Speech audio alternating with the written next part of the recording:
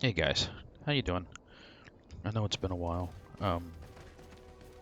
So I've tried some other games that I didn't like. I didn't see any reason in posting saying, "Hey, I don't like this game." But this is Greedfall, and this is a game that I like. It surprised me because I'm not a big steampunk fan. This game is a little steampunky. It's not, it's not one to one. You can look at the armor with, the scroll hanging off and stuff, and the game uses tech and magic, and so I mean it feels a little steampunk to me. It, I'm not a steampunk um, expert, so if somebody wants to say this isn't steampunk, I can't argue with you. It just kind of feels that way to me. Graphically, I think it looks nice. It's not, you know, amazing, but I think the graphics serve the game just fine. I think it's immersive. I think it's interesting. The sound and the music is really good. I have no problems with the music. Sound effects seem spot on. Spell effects are are nice. There's not a lot of them. The game doesn't have big flashy spells. Um, I'm not a big magic user to begin with, so it's not something really important to me. I like armor and swords and stuff, and um, I was really hesitant about the whole gun situation. I didn't know how I would feel about guns in this type of RPG, but they definitely work. Um, Guns are extremely overpowered, but we'll get into that later. Um, so I think the combat is fun. I'm not gonna say it's definitely not perfect. It's what I was gonna say. What combat system is perfect, but I mean some are better than others. The stealth system in this game is really basic. It's very rudimentary. It's really disappointing to see uh, that that central pillar just completely ignored. Ow!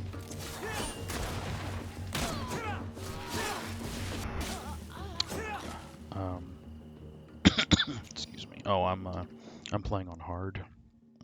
Let's see here.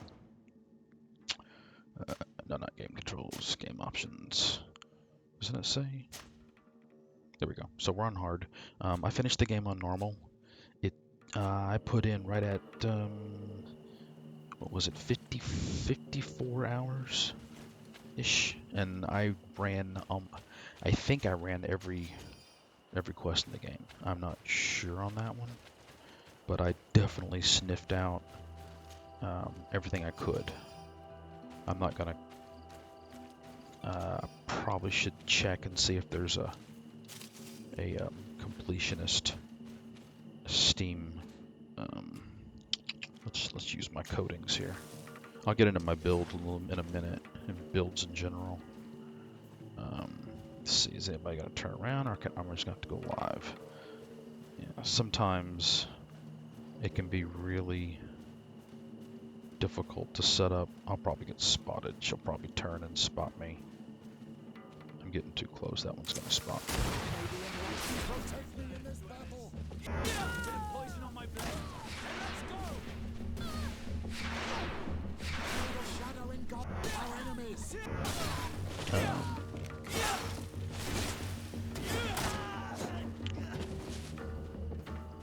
So again, back to the combat. I think it's fun. I enjoy the combat in this game more than I enjoy the combat in The Witcher 3, which I like the combat in Witcher 3. Um, I don't love it. I don't love this combat. The movement controls to me seem very jerky. Like you stop and you see how he kind of snaps back into place. It's very awkward. It's not smooth. And I think that can be a little jarring. I think the combat it has balance problems. Um, you can, within reason, There are limits to it, but you can pretty much just spam your gun, and it's not super balanced. Guns are really, really powerful in this game. Oh, I screwed that up. You see me using stasis.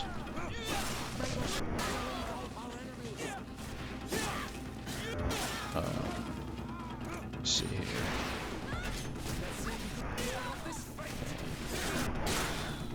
Two-handers can be interesting. They hit really hard, but they swing really slow, and eventually they can hit multiple targets.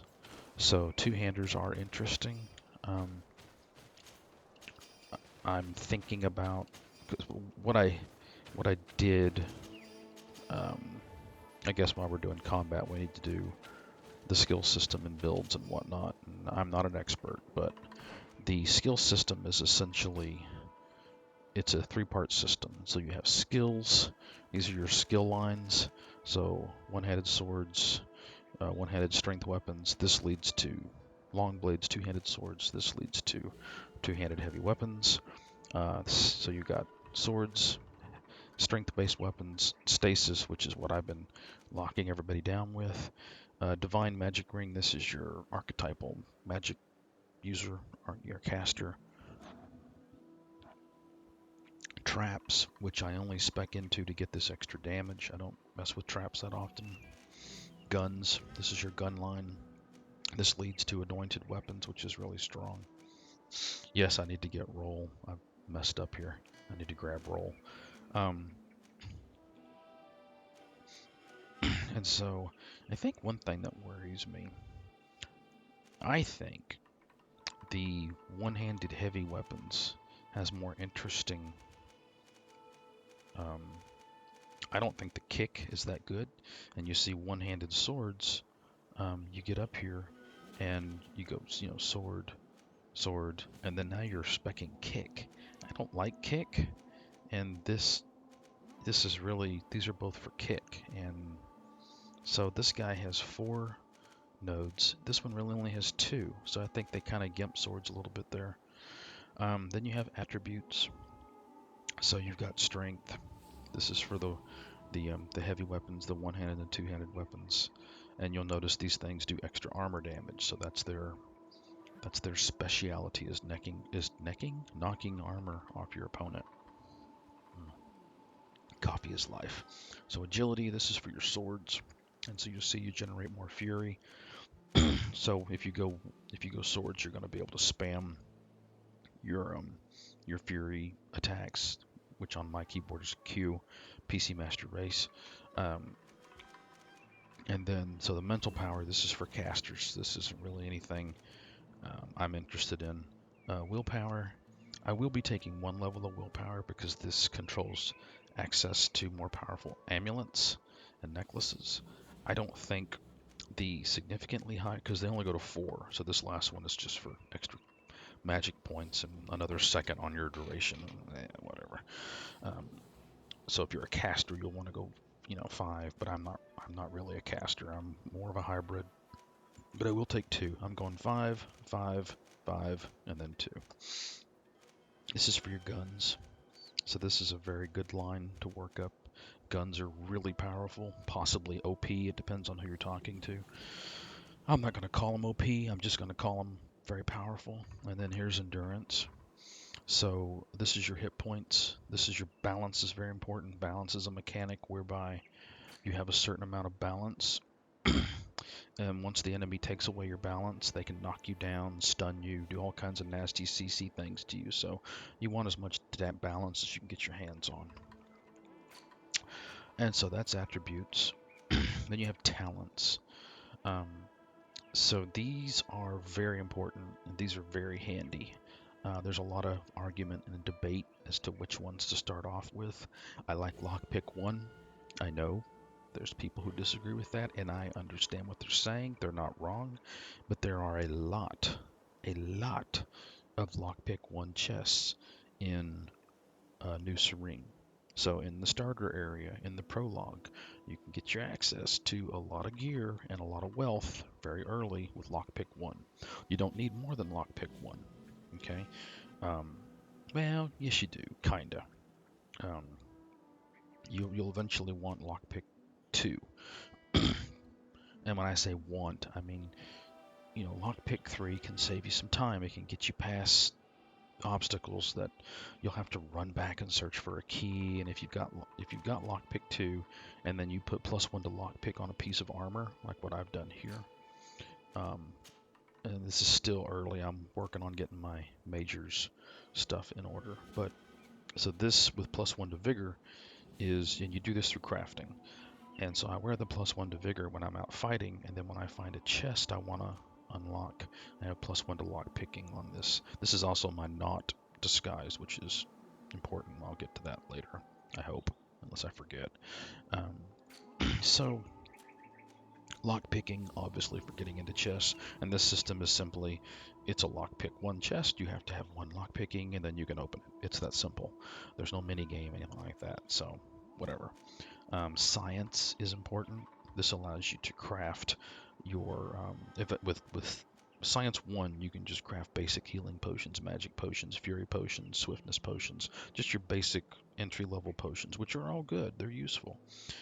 Science 2 will let you make ammo, which is very important. Okay, so being able to make your own ammo, if you're a gun user, will basically make you overpowered. Okay, so Science 1 with, wait for it, you want to go to Hikmet and you want to get an Alchemist outfit. The Bridge Alliance is known for their whatchamacallit. You can also craft this, but crafting resources might be. I go and I buy an Alchemist outfit. It saves me resources in the early game, and it's really easy to get to. You just take the caravan to Hikmet. You're there. You buy it. You get on with your life. Okay, so you're going to want 1 science. And then charisma is nice. It makes your companions stronger, and it helps you in dialogue situations, which is really nice. You don't need more than 1 point in charisma, which I'll get to in a little bit. Vigor, this is very important. Okay. Um, Coffee. A lot of people like Vigor 1 at the beginning of the game, and they like it because early you don't regen hit points, and you don't have access to early on, you don't have access to the necklace that allows for hit point regen out of combat. So you're burning healing potions until you get that necklace, okay, or until you level up enough to get Vigor 1, because you want Vigor 1, you want Vigor 3, honestly. But we'll get to that in a minute. Crafting is very, very important. Okay, leveling up your gear. You can see you don't build gear in this game. You improve gear in this game. Okay, so see these 2 little dots right here. Okay, this thing has 2 mod locations, and you can put on one-handed weapons. You can put plus to physical damage, plus to armor damage. There's one that's plus to fury, plus to physical, and then there's one that's plus to stun. I always go with 1 plus to armor and 1 plus to physical. Give me some decent armor damage on my weapons. So crafting is very important. You want to get this to, so crafting 1 will let you put green mods in. Crafting 2 is blue mods. Crafting 3 is purple mods. And now let's talk about companions with respect to your character. Your companions can fight alongside you, and you want to come in here and look at the things that they do and how well they fit your build. So I'm a hybrid. I'm tanky, but I'm one-handed melee and guns. I like Petrus. And then the next thing you want to look at is his friendship bonus. So Petrus will eventually give me +1 to charisma. I've got a +1 charisma cape on.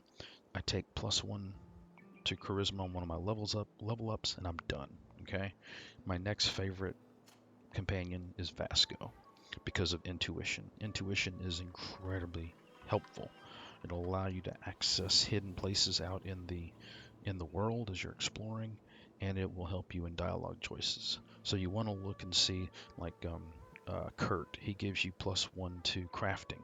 So I got Kurt to friendly as quickly as possible so I could get my level 3 crafting and get into my purple mods as early as quickly as possible. Siona, she gives you plus to vigor. That's nice. And then what's Astra? Whatever her name is, the Bridge Alliance scientist. She gives you plus to science. That's really helpful. Okay, +3 at science 3, you can make the top tier potions, and they are very powerful. So anyway, moving on. Exploration. I think the exploration in this game is a lot of fun. I really enjoy the exploration. I find the world to be immersive. And see how these crafting nodes are glowing? That's from Vasco giving me +1 to intuition. So that's really handy. You don't have to have it out here for crafting, but boy, it's really handy. Save you a lot of grief.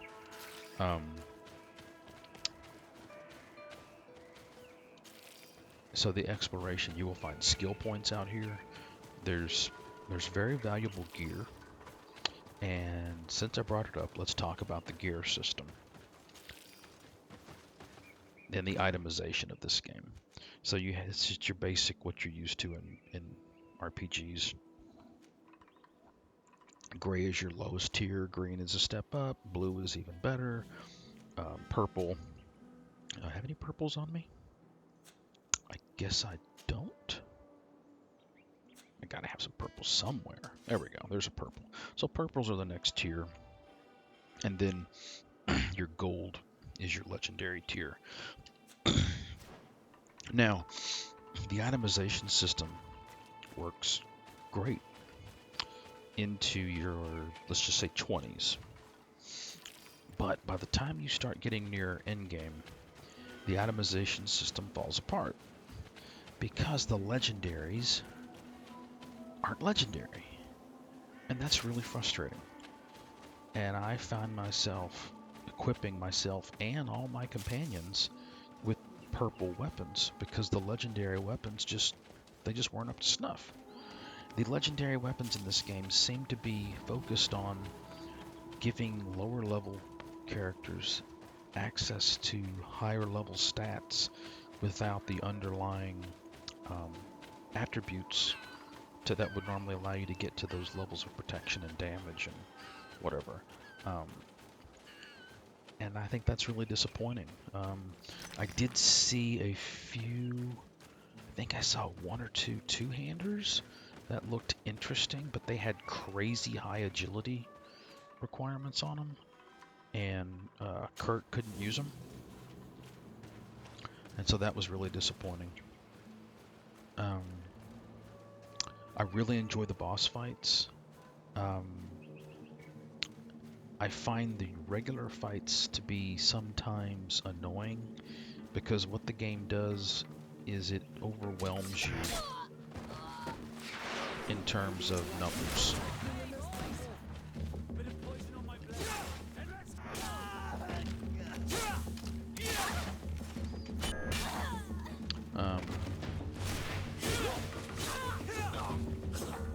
And that gets kind of old. Rather than make the enemies more dangerous or make the enemies smarter, they just start spawning in more and more enemies, and that gets really annoying. And because of how the balance system works, if you get swarmed by otherwise unthreatening enemies, but they swarm you and they start spamming attacks on you, they quickly overwhelm your balance and knock you down, and that gets really annoying really quickly.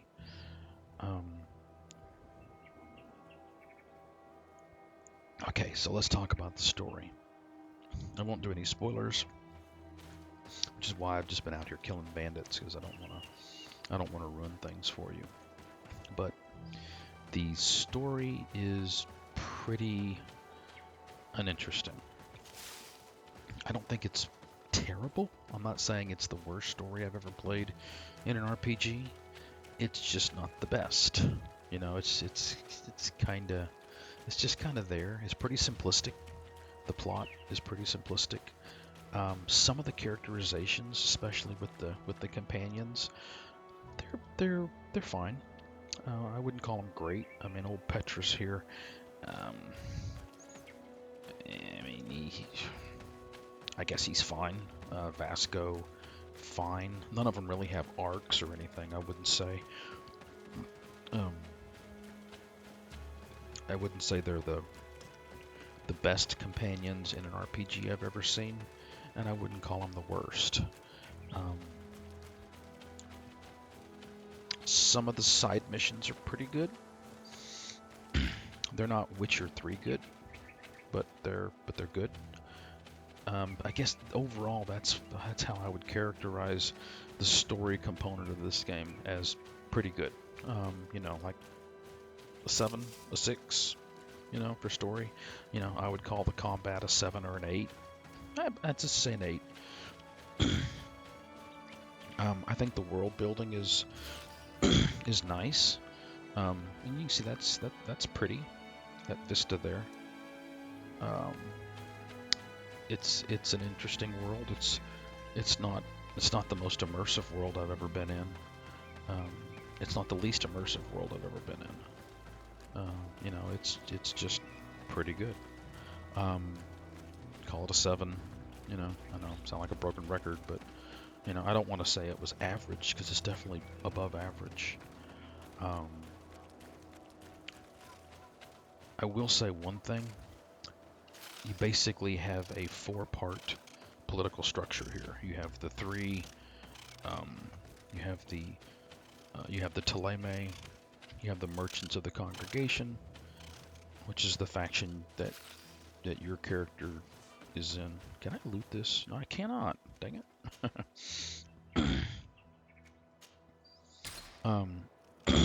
And so you've got Teleme, the Merchants. You've got what you call it?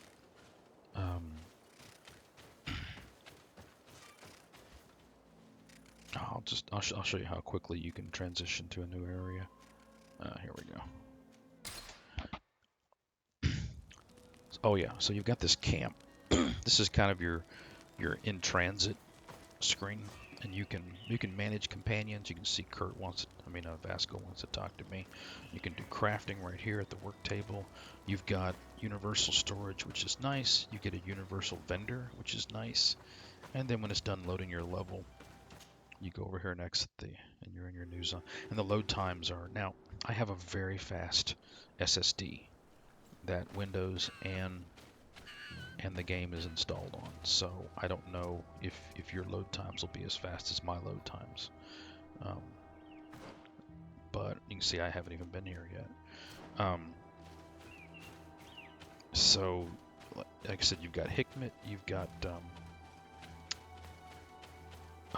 you got the Bridge Alliance, you got the Merchants of the Congregation, and then you have the Natives. The Natives are very well done in terms of complexity. There's a lot there. But I have to say, I absolutely hate their language. I respect the devs for going out of their way to build up. Damn it, he just had a charge, didn't he? Oh shit! I know.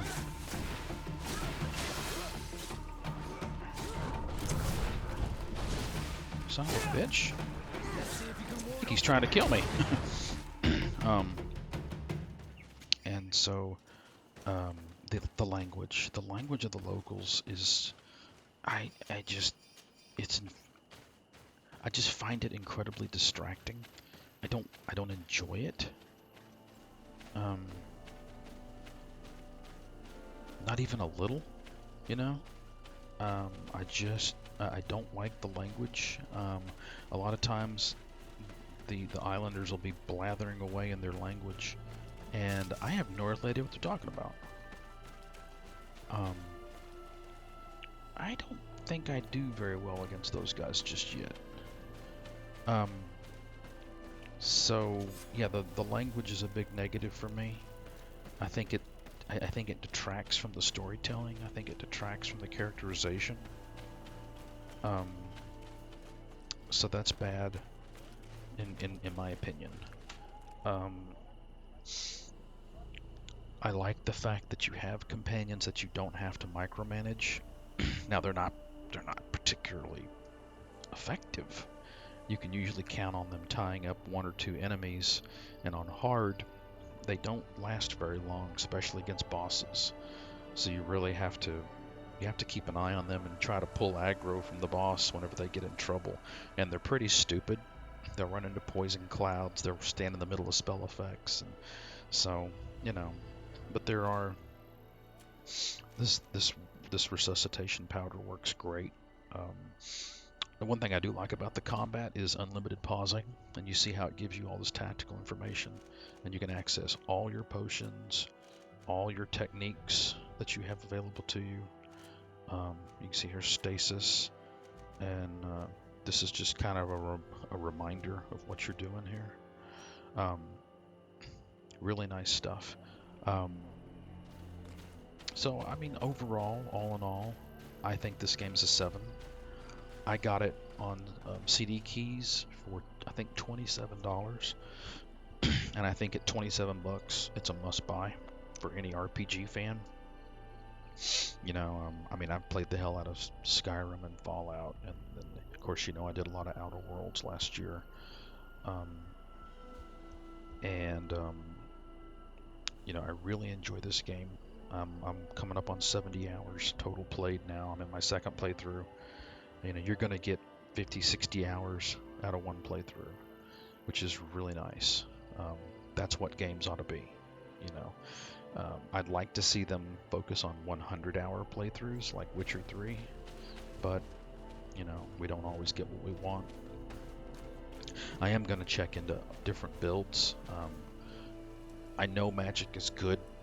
I don't like magic, never have, never will. So I really don't see me doing a magic playthrough.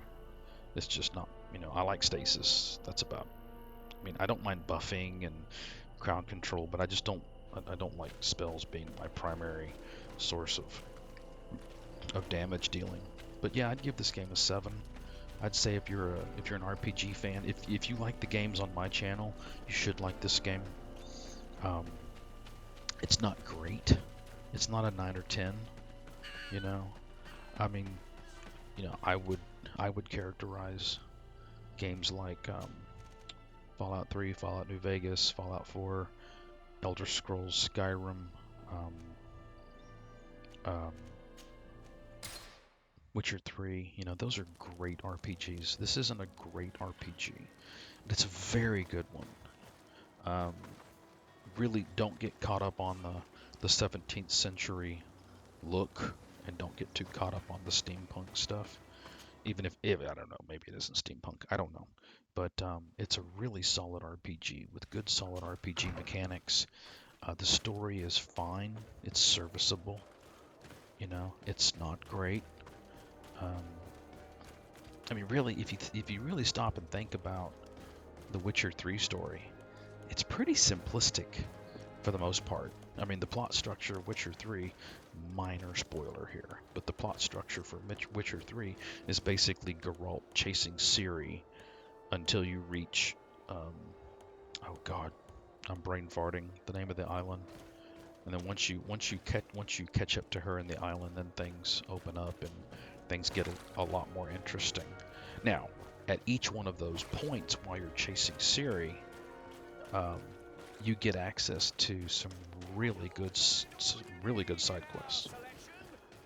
The Bloody Baron is fantastic. I know it's on the main story, but I kind of consider it a side quest. And the Bloody Baron is just fantastic. It's one of the best series of quests in any RPG I've ever played. It's well written. it's well acted, it's well constructed, it's fun, it's engaging, it's interesting, it's full of pathos. You don't get a lot of pathos in these games. Um, of course, The Witcher 3 is really dark, and boy, those first two acts of Witcher 3 can really kick you in the gut and fatigue you with it because it's just so dark and brooding and heavy. This game isn't even remotely as dark and brooding. Um, this game is really long-winded, and I know I'm getting long-winded in this review, but this game never fails to take, you know, 40 lines of dialogue where 10 would suffice. You know, and I find myself hitting escape all the time in this game because I just get so sick of all the theing and thouing and back and forth when it's like, I know you want me to go into the cave of death. Can we just please shut up and move on? Because I'm really tired of listening to you people blather on incessantly. The dialogue in this game is pretty bad. I don't like most of the dialogue. I really don't. Um, but but I do like the gameplay. I do like the setting. Um, I do like the combat. I'm not gonna say I love it, but I do like it. I think it's fun. Um, you know, the skill system is pretty good. I pretty good to good. I think it overemphasizes offense. Um, this is one of those twitchy dodge parry games where I mean, I don't care how stacked you get your armor. It's very clear that the developers don't want you to get hit. You're not supposed to get hit in this game, and that's frustrating to me. I like games where I can build my tank. I don't mind giving up some firepower to be tanky. There's not a lot of tanking in this game. Um, oh no, I didn't want to do that. Uh, you really need to dodge and parry a lot, and then your armor is there for when you make a mistake. Because bad things happen when you get hit in this game, and that's unfortunate. But that seems to be the way so many of our RPG combat systems are going. They seem to be trending in that direction, and well, isn't that just a little bit sad? But whatever, I can deal. Um, so anyway, Greedfall, definitely a 7 in my mind. Um, Definitely worth the sub $30 asking fee if you can get it for that. Um, I would not pay $60 for this, but I would definitely pay $35 for this. And this is an independent publisher, so it's always good to support the old indies. And I think that's really all I have for you. If you can, like I said, if you like RPGs, if you like the games on my channel, I strongly recommend that you see if you can pick this up for around $30. I think I'll get, I know I will easily get 120 hours of entertainment out of this game. And that's it. Greedfall, 7 out of 10. Thanks for watching.